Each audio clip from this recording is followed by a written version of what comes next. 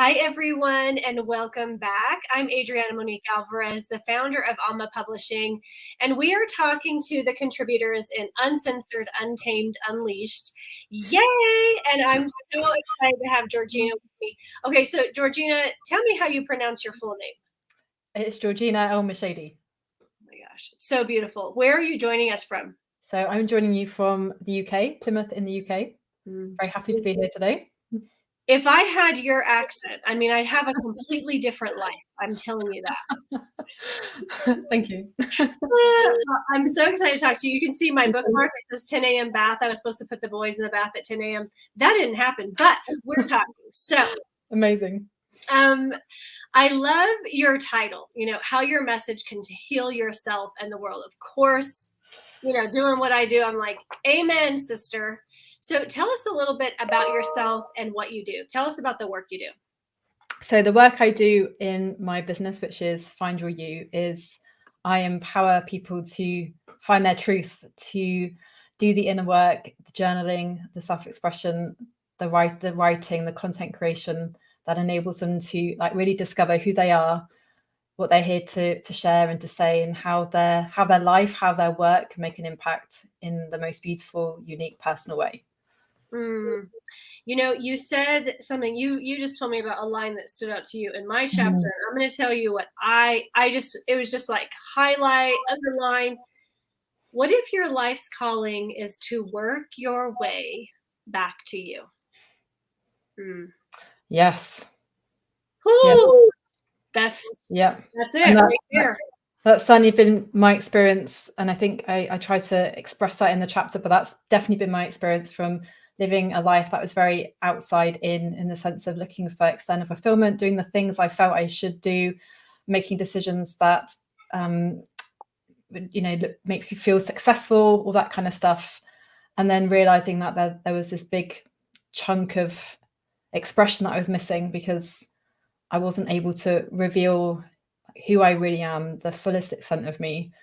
And I've realized that in itself is a journey. It's like forever, like you can continue unraveling, continuing to discover more and more parts of you. But that's the magic of this work, is by finding you and expressing you, you can inspire and empower other people. In the process, you grow and evolve. And in that process, there's always more things to talk about. There's always more things to express. There's always more things to explore. So it's this constant spiral of unraveling, of evolution, of reclamation.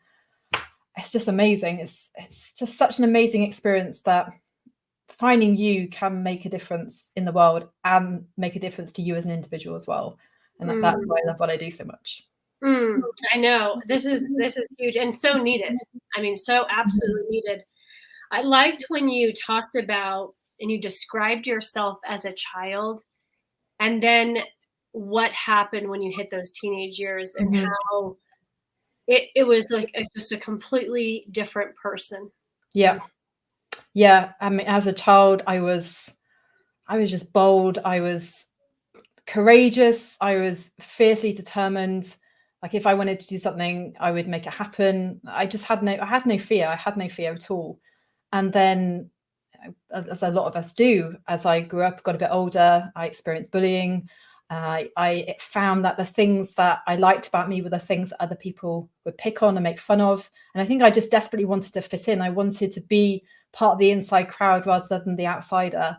And so, I shrank and I shriveled and I held myself in. And I just remember there were times at school I wouldn't speak to anyone. I just had my head in a book. It was the place to hide. So I went from this real extrovert to learning to be invisible in the world, and that worked for a while. It was okay because I didn't feel the pain, and then I think you reach this point of no more. This isn't for me. I need people to know who I am. I hit that point. I need people to know who I am because I don't know who I am, and I just feel like I'm not expressing myself. I can't be myself. And I think particularly these last 5 years have been, and especially the last 2021 for me was just this huge opening of this is who I am. Yes. And I want you to share about this whole idea of self-expression and creativity. what I've observed is most of this is completely shut down when we become adults. And then, in the career, even though there are aspects that seem like it's self-expression, it's just so kind of boxed in. It's not really there. How do we move into this place of self-expression and creativity when, it's maybe been cut off or disconnected for so long? That's such a great question. And I think one way that I would really encourage people to explore is journaling. It's this notion that something as simple as a pen and a notebook and the blank space of possibility and potential can be this receptacle to hold who you are. There's this piece about expressing and then capturing in a tangible, visible way, which you can then reflect back on and read back and see yourself on the page.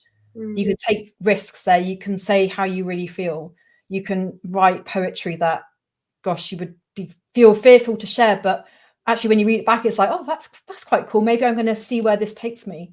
So to start with, finding a safe place where you can just go for it, like express, expand, take risks. And I've also found in my work that conversations with people too, like this is where I really started to see there was a space for the kind of work that I do for people is interviews. Like, this because you do interviews too. It's this notion of asking questions, and you can do this with yourself as well. This is another thing about journaling, is asking yourself really good questions that force you to go somewhere different, which then opens up, extracts stories, it opens up fresh ideas, it invites you to consider things you might not have considered before, and then see where that takes you. Because creativity is just building blocks. It's this idea which leads to this idea and that idea. And to be able to express yourself with other people, you first need to be able to express yourself with you. If you can't hold yourself, if you don't trust yourself, if you don't love yourself, then what you're seeking is just the external validation. And I've got the t-shirt on this one, is sharing things because I want people to say, oh, you're great, or you're good, or we love you, we value you. But when it comes from the outside inwards, it doesn't ever satiate you. It's never satisfying. Got to come from the inside first. And just giving yourself this space to, what have you got to say? What is inside? Because once you turn the tap on and create the space and unlock it, well, as the book says, Untamed, Uncensored, Unleashed, comes out because it's inside all of us. I love this idea of, taking a journal and interviewing yourself and just seeing what might come through. And you said something so key right there. What do I have to say? And I think what goes right along with that is I do have something to say. Definitely. Yes. We all have something to say. Everyone, every single one of us has something to say because of who we are and what we've lived. Because our unique, and this is what's so magical about the world we live in now, because I like to say it's the age of individual messengers. Like, we all have a unique, distinct perspective on reality. And no one shares that because no one's got the same blend of experiences, personality traits, background, etc., etc. So we all have this unique perspective, this unique prism to look through life. And that experience can be beneficial for other people because it can be a form of inspiration. It can be a form of stepping stones. It can be a form of, oh, this is how not to do it. And so sharing that and recognizing the value of your unique experience, and then the mindset, the beliefs that go alongside that, you'll have something to say. Everyone. Yes, every single person. Okay, so I also want to ask you about, when I was reading in your chapter and you were talking about how you knew you were at this Tony Robbins, right? And you just knew, you have this feeling, I know this is what I'm here to do. And then having that experience of like, this is insane. Like, this is ridiculous, right? Yeah. What does it take to go from like this feeling to then that, but who am I and how would this all pan out, to walking it out? How do we go, step by step, day by day? Yeah. The Tony Robbins event, that was getting on for 2 decades ago now. I've been on this path of discovery for quite some time. And I just remember the freedom of being there and just feeling, wow, there's a life that can feel purposeful. Because until that point, I was on that very traditional path of do well at school, go to university, get a good degree, get a graduate job. And then, you do the work, you do well at work, and you have fun in the holidays and fun at the weekends. There's a very, very real separation between work and play. And at this time, I was starting to discover spirituality, discover self-development. It was this whole new world. It was like this, and I had no idea it existed until this moment. And then I just started to feel into this notion of, wow, I can get paid for doing something I enjoy. Like Nick Williams, he'd written a book around this time called The Work You Were Born to Do. And I read this book, and it was this just expansion of, wouldn't it be amazing to find something that I enjoy? And so at that Tony Robbins event, and starting to really feel that I could change, I could feel more confident, because that's what I was looking for at the time. I wanted to feel confident. I wanted to feel good about myself. There is a way, there's another path for me. And then it's this notion of trusting that somehow, you can take small steps, but I had no clue how I was going to turn into someone who could help people. I had no clue. So I took some risks. I ended up training to be a complementary therapist over a course of a year, because that was the only thing I could think of or find that seemed to open the door. And then, as is often the case, and I love this quote from Steve Jobs, which I'm going to paraphrase because I don't remember it word for word, but he talks about how in the moment the dots make no sense, but with the power of hindsight, it's so clear and obvious how they join up. And that was certainly the case for me. Like the complementary therapy decision, leaving corporate, just turned into this journey of where I am now. So to answer the question, it's partly, especially when you're completely transforming into something different, part of it is the gut instinct of, right, I want to transition, I want to move into something else. Part of it is taking action in ways that feel logical, unless it's an obvious yes to that. But a big part of it is jumping, knowing that something will show up. And back then, leaving corporate and going back to being a student was a huge leap. First thing I ever did. I loved it. And I love how you say that. At some point, the leap is required, right? Yeah. On some level, we've got to go for it. Yeah. I love this phrase. I think Beyonce said it, but at some point we've got to bet on ourselves. Yeah. Definitely. Yeah, for sure. And I mean, back then it was a different life. I mean, I was single. I didn't have children at the time. It was just me to worry about. And I know things change. So as you get older, well, as you take on more responsibilities, obviously having children, that does put more, there's more things to consider now. I don't think I could have taken the same leap now as I did back then, but there's still that desire to, when something feels that it's time to change, is going with that and then looking for the opportunities, opening the door to it, having an expectation that something will come up or something will show up. Like, for example, how we met. It was just, an amazing synchronicity that I hadn't expected that, but it happened. And here we are now.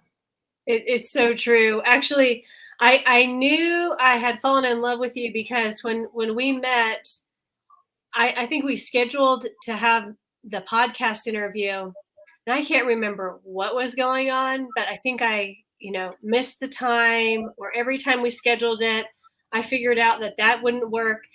And about the third time, I was going, oh my God, this lady is going to kill me. She must be so frustrated with me. And your response was so you. Now I know that. But it was just so like, it's okay. Like, it's going to work out. And I needed that so much. Like I said, I can't remember the exact combination of events that was happening. This is how life gets to be. It was like, then I just knew, oh, she is my kind of person. And I know something amazing is going to come out of this.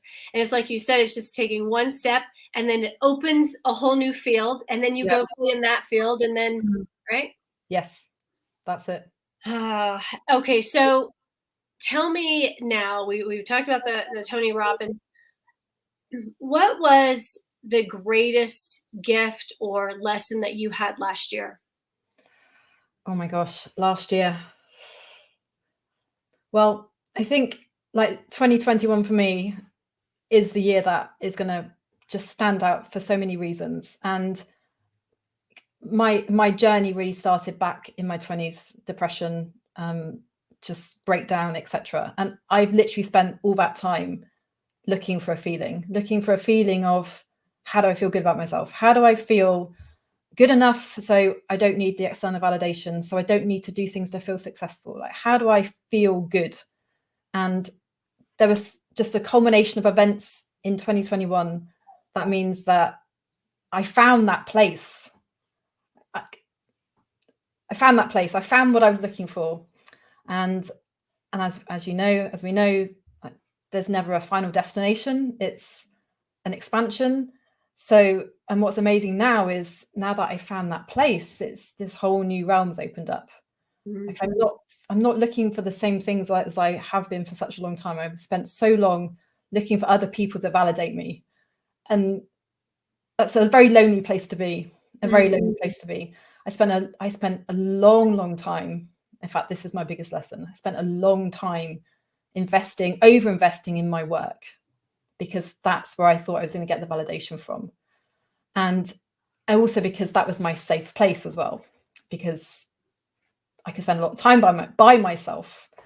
And, you know, I've known for a long time, Georgina, but you should spend more time with your family. Yeah. Well, I will do that once I've got this bit sorted. And the biggest lesson out of last year was just finding that place where my word this year is family. That's my top priority.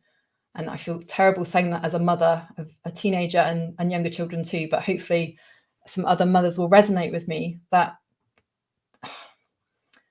so important to, I just feel so grateful. I'm so grateful that this work has taken me to a place where I can now focus on my family, and for that to feel like the way it does.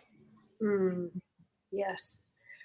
Beautifully stated. I recently read how what we don't realize as children is that our parents are developing as well. They are healing as well. They are finding themselves as well. And thank you for being willing to walk that out. You know, I think there's so many things that are expected of us, or there's this very glamour, over glamorized, if this is a word, sense of motherhood. And it's just not the case. This is what it actually looks like. Yeah. Right here. Yeah.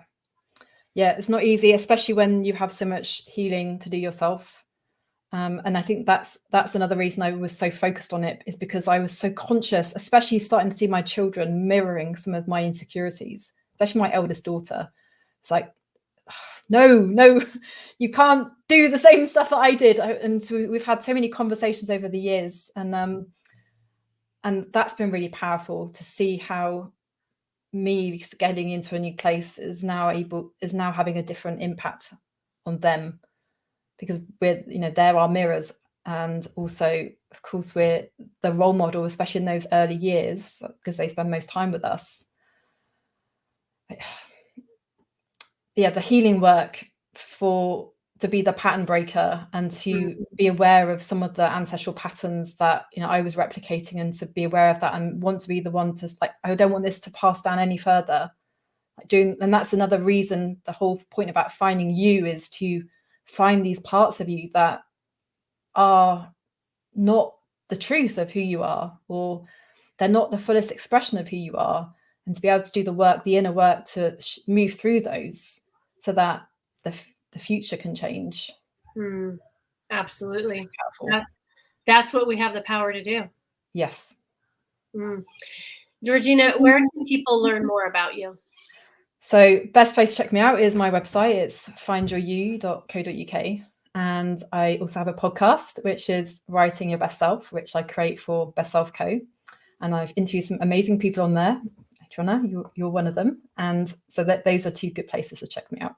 Absolutely. I appreciate you having me on as a guest, and I highly recommend you check out this podcast. It's beautiful. Every single time you're going to walk away with ahas, and like you said, there's going to be something expand in that time. Well, thank you so much for sharing your story in Uncensored, Untamed, Unleashed. I want to remind everyone they can pick up their copy. It's available on Amazon. And if you'd like to share your story in our next book, I will put the link below. Georgina, thank you for who you are and the work that you have been so committed to. Thank you so much. Thank you for giving me the opportunity to share my story. I really appreciate it. Thank you. Absolutely. Here's to finding you and being true. All right. I'll talk to you soon. Take care.